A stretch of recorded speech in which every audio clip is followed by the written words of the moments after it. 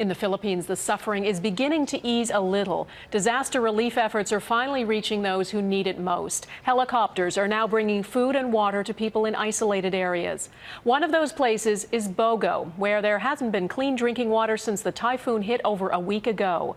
Our Stuart Greer was there today and found although progress is being made, many still feel forgotten. He joins us from nearby Cebu. Stuart? Donna, Canadian engineers are on the ground and a small medical team will start providing care tomorrow on the island of Panay. As more and more help comes from overseas, the Philippines can now turn its attention to the massive cleanup.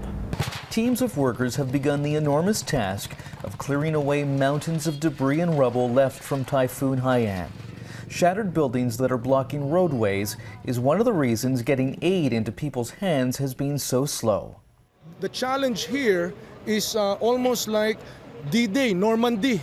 And that's why the Philippines government has asked Canada to send military engineers as part of its disaster relief effort. The engineers and the equipment will be crucial to helping to open up some of the roads in the area.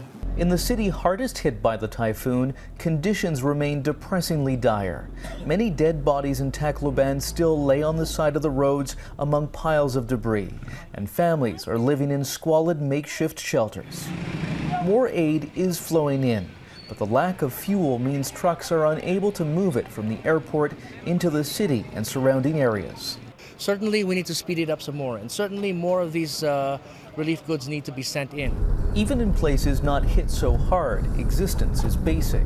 In Bogo City on Cebu Island, the typhoon smashed homes, killing at least a dozen people.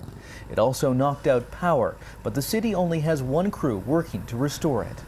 And with relief focused on other areas, it seems people here have been forgotten. Do you have enough food? Do you have enough water? No, because our food is wet to the rain. In addition to needing more food and water, hundreds of buildings need to be repaired. This is an elementary school where hundreds of people were sheltering when the typhoon blew the roof off. Repairing and rebuilding will be agonizingly slow. Warren Mingus says it will be months before he can live again in his home. It takes long time to recover because we have our place have been damaged, our houses been ruined. With so many now living so close in such basic conditions, the UN is reporting its first cases of typhoid, cholera, and hepatitis A. I think 57 families here stay here for 1 week until now. On top of sending in Canadian forces to help with the relief effort, the embassy here is trying to locate Canadians who were in the disaster zone. It's made contact with 110, but 75 are still unaccounted for. Donna. All right, Stuart Greer in the Philippines. Thank you.